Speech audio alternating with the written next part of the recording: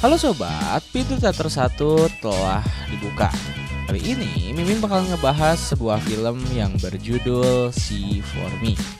Film ini bercerita tentang seorang wanita profesional ski dunia yang telah kehilangan penglihatannya. Kebutaannya itu diawali sejak dirinya mengalami cedera parah. Namun hal tersebut justru tak membuat dirinya berhenti. Ia lantas mendapatkan panggilan kerja untuk menjaga sebuah rumah milik orang kaya. Awalnya dia hanya perlu menjaga selama 1 hari penuh saja. Namun ketika malam tiba, perampokan pun terjadi. Lantas, bagaimanakah keseruan film ini? Tanpa menunggu banyak lama, mari kita mulai intronya.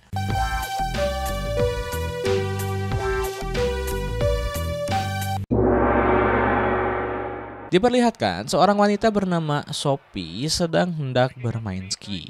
Lalu diketahui jika Sophie adalah wanita yang telah banyak memenangkan medali kejuaraan. Dia juga termasuk salah satu pemain profesional wanita terhebat di kelasnya. Namun kehidupannya kali ini telah berubah. Dia mengalami sebuah insiden yang membuat matanya tak bisa melihat kembali alias kebutaan. Kini kehidupan Sophie telah berubah 180 derajat. Demi menghidupi dirinya, sekarang dia mendapatkan tawaran pekerjaan untuk menjaga sebuah rumah besar yang dimiliki oleh seorang wanita kaya raya. Bahkan bayarannya tak main-main, $4.200 sudah cukup bagi Sophie. Namun hal tersebut tidak luput diketahui oleh sang ibu. Pada awalnya ibu Sophie tidak menyetujui pekerjaan tersebut karena resikonya cukup besar. Apalagi Sophie adalah wanita buta yang berkebutuhan khusus. Akan tetapi karena Sophie sudah membuat perjanjian dengan si pemilik rumah, mau tidak mau sang ibu harus merelakan anaknya pergi sendirian menaiki taksi. Meskipun keadaannya mengkhawatirkan, Sophie tetap teguh dalam pendiriannya. Singkat cerita, Sophie telah sampai di kediaman pemilik rumah yang bernama Debra. Debra diketahui akan pergi liburan dan meninggalkan Sophie seorang diri di rumah. Sebelum kepergian Debra, dia memberitahu apa saja yang harus Sophie kerjakan dan amankan di rumah, yakni seperti kucing dan mengunci rumah dengan sistem keamanan berpassword. Tak hanya itu, Debra juga memberitahu tentang letak di mana makanan kucing dan hal-hal yang perlu Sophie ketahui. Lantas setelah Debra sudah pergi, Sophie langsung video call dengan temannya untuk membantu Sophie house tour. Dari situ Sophie terus berjalan-jalan mengitari rumah sambil dipandu oleh temannya yang bernama Cam.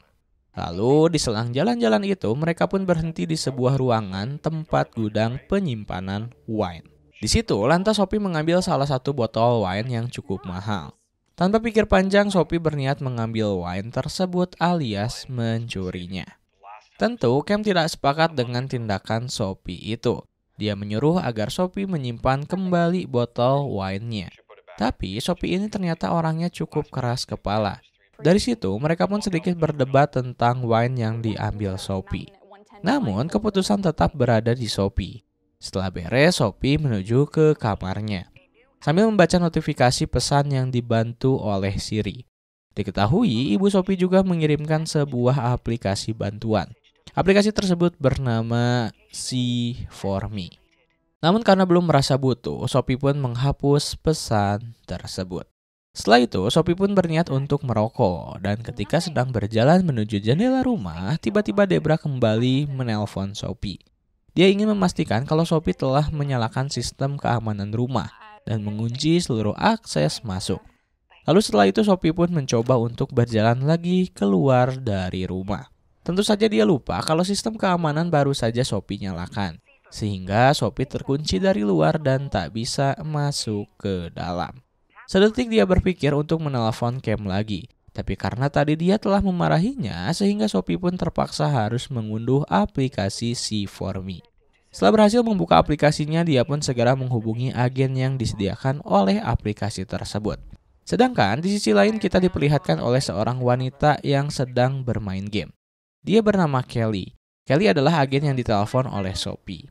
Lantas mereka pun berkomunikasi lewat video call.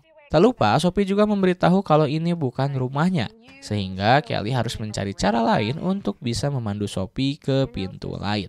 Setelah berjalan, Sophie dan Kelly pun menemukan sebuah pintu yang mungkin bisa Sophie buka. Dan ketika dicoba oleh Sophie untuk mendorong pintu tersebut, Sophie hampir menyerah untuk membukanya. Namun ketika mencoba digeser, alhamdulillah Sophie bisa masuk ke rumah kembali. Namun hal tersebut tentu membuat sistem alarm menjadi nyala. Tentu Sophie panik bukan main. Meskipun sempat menyenggol-nyenggol barang dan tanaman, mereka pun berhasil mematikan sistem alarmnya. Dari situ Sophie mulai paham kalau dirinya sudah tak bisa melakukan apa-apa sendiri. Dia butuh bantuan orang lain untuk memandunya. Kelly juga terlihat sangat senang bisa membantu Sophie, hingga mereka pun berkenalan. Dan Sophie menyimpan nomor Kelly sebagai nomor favorit. Kemudian malam pun tiba. Sophie kembali ke kamarnya dan bersiap-siap untuk tidur sambil menonton sebuah pertandingan ski dirinya kala dulu. Dia memang tak bisa melihatnya, namun bisa mendengar bagaimana pertandingan itu berjalan. Singkat cerita, ketika Sophie sedang pulas-pulasnya tertidur, terlihat ada beberapa orang mencoba memasuki rumah. Mereka datang tidak dengan polos, alias membawa beberapa alat untuk membobol sistem keamanan rumah itu. Lantas, ketika berhasil membobol rumahnya, para pencuri itu tidak sadar kalau ada Sophie di dalam, sehingga suara gaduh-gaduh tersebut bisa didengar oleh Sophie. Dia pun terbangun. Terlihat para perampok itu juga menggunakan alat-alat canggih untuk membobol sebuah brankas yang letaknya tepat di tengah rumah. Namun Sophie sendiri mengira kalau itu hanyalah kucing Debra yang sedang kelaparan mencari makan. Sehingga Sophie langsung menghubungkan ponselnya dengan kalung kucing Debra. Alhasil kalung tersebut menimbulkan suara bunyi yang cukup keras. Tentu saja suara tersebut membuat para perampok sadar kalau ada seseorang di rumah besar itu. Setelah itu, salah satu perampok pun mengecek ada siapa di rumah. Sophie sendiri sekarang telah mencari kucing dan tiba-tiba dia menjatuhkan sebuah guci. Tentu hal tersebut langsung mengundang reaksi si perampok. Namun karena sebelumnya dia melihat ada kucing, si perampok lantas berpikir kalau itu hanyalah kucing. Beruntung Sophie cukup pintar dan langsung bersembunyi lantaran dia baru saja mendengar ada dua orang yang berbicara. Si perampok juga memberitahu temannya agar tetap berhati-hati. Karena perampok mulai menyangka kalau ada orang di dalam rumah. Sophie kala itu bersembunyi di sebuah gudang pusat kelistrikan dan peralatan. Lalu dia buru-buru menelpon 911. Lantas menyebutkan kalau di rumahnya telah dimasuki oleh maling. Namun karena rumah tersebut jauh dari pemukiman lain sehingga polisi butuh waktu untuk sampai di tempat. Sophie pun panik bukan main dan menutup telepon 911. Lantas dia beralih menelpon Kelly kembali. Terlihat Kelly baru saja memesan pizza di malam hari. Sophie kemudian memberitahu pada Kelly kalau ada perampok masuk ke rumah. Kelly lantas langsung menenangkan Sophie yang panik. Dari kepanikan tersebut, Sophie tetap keras kepala dan hanya ingin keluar dari rumah tersebut. Tentu Kelly tak bisa apa-apa selain mengarahkan Sophie untuk keluar rumah. Tak lupa, Sophie juga memakai earphone agar suara percakapannya tak terdengar oleh orang lain. Ketika keluar dari gudang, Kelly langsung memberitahu kalau satu perampok sedang berada di ruang tengah. Sehingga Kelly menyuruhnya untuk bersembunyi dahulu sambil menunggu polisi datang ke sana. Namun dia tetap tak ingin berdiam diri dan menunggu kematian menjemput. Sophie lantas terus berjalan mencari cara agar bisa keluar dari rumah. Keras kepala Sophie itu pun semakin kacau ketika dirinya tengah panik karena berada di tengah-tengah para perampok. Dan dari keadaan itu Sophie pun langsung berlari tanpa menunggu aba-aba dan arahan dari Kelly. Kelly juga tak bisa berbuat apa-apa selain menuturkan keinginan Sophie. Tapi sayang usaha tersebut harus gagal. Lantaran satu perampok segera menemukan Sophie dan membawanya masuk ke dalam rumah kembali. Di situ Sophie pun ketakutan bukan main. Awalnya para perampok tersebut mengecek ponsel Sophie dan mengetahui kalau dia telah menelpon polisi. Sehingga para perampok harus bergerak cepat untuk membobol brankas dan membawa Sophie bersama mereka. Namun ketika Sophie memberitahu kalau dia buta, dari situ perampok pun mengecek mata Sophie.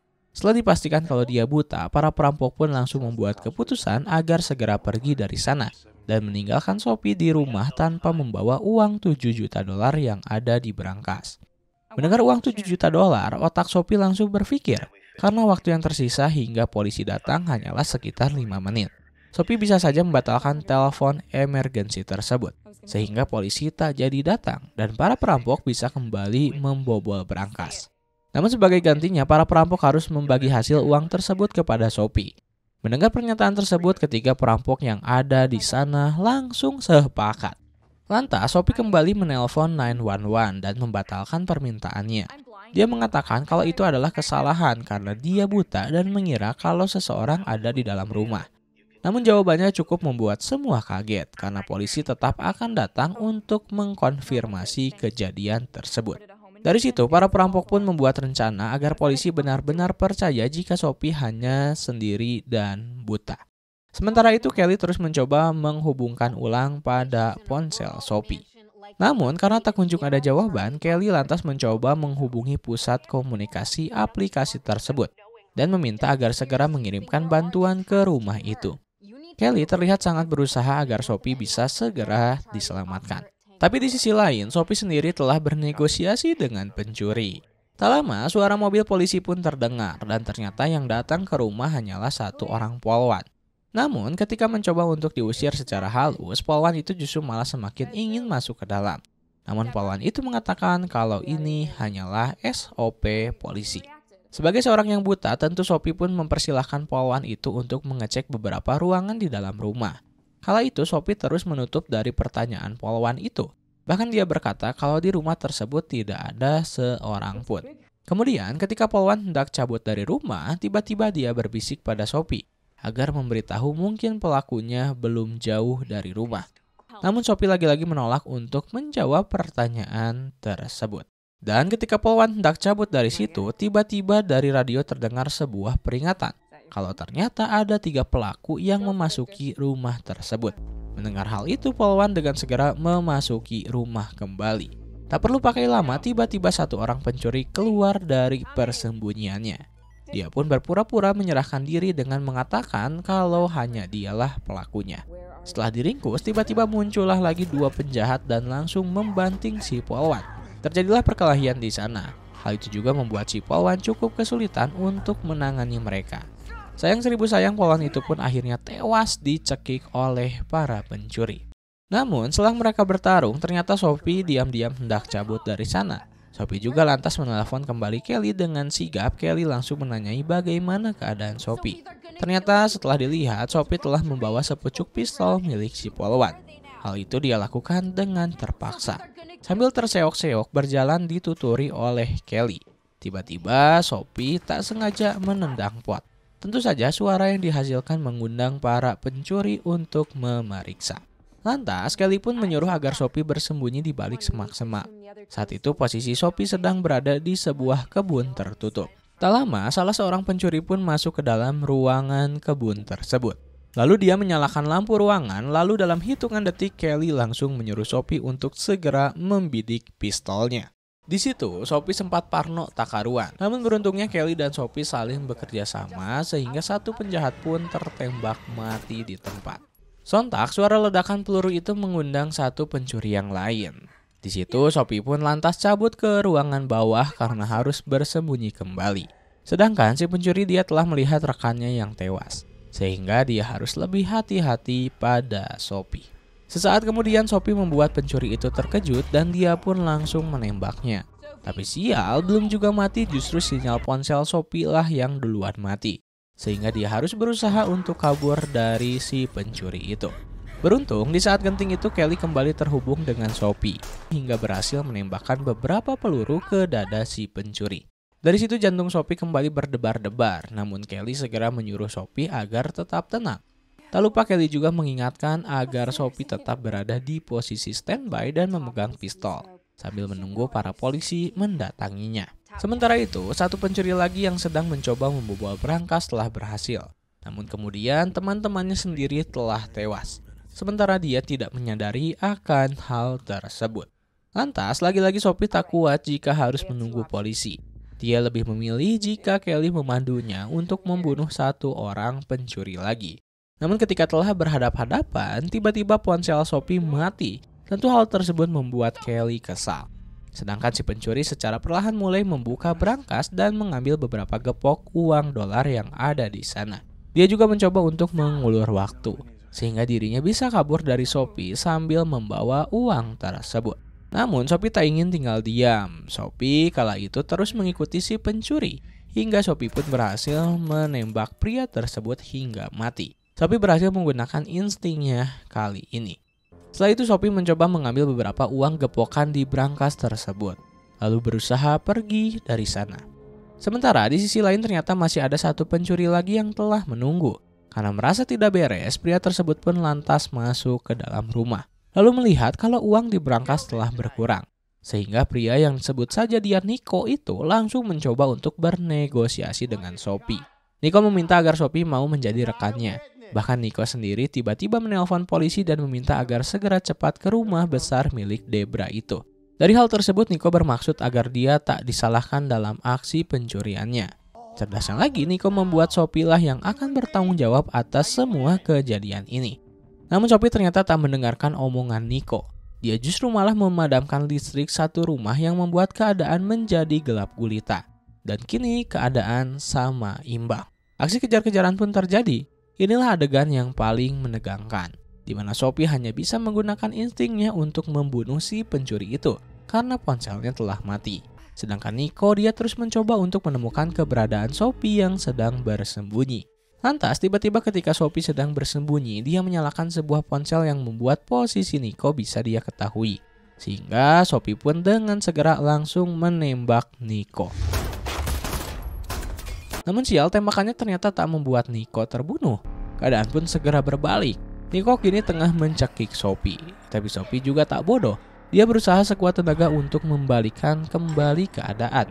Hingga Sophie pada akhirnya berhasil memenangkan pertarungan tersebut. Singkat cerita, setelah semuanya berakhir, Sophie kini telah keluar dari rumah sakit. Tak hanya itu, Sophie juga berniat untuk kembali menjadi pemain ski disabilitas. Ibunya juga tak bisa menghalangi Sophie karena dia sekarang telah mengantongi uang gepokan Debra itu ke dalam tasnya. Lalu di akhir film kita diperlihatkan bagaimana Sophie dan Cam hendak meluncur dari lereng gunung. Tak hanya itu, Cam juga akan memandu Sophie dalam bermain ski. Tidak lupa juga Kelly bahkan diajak oleh Sophie lewat video call untuk menikmati pemandangannya. Dan film pun tamat.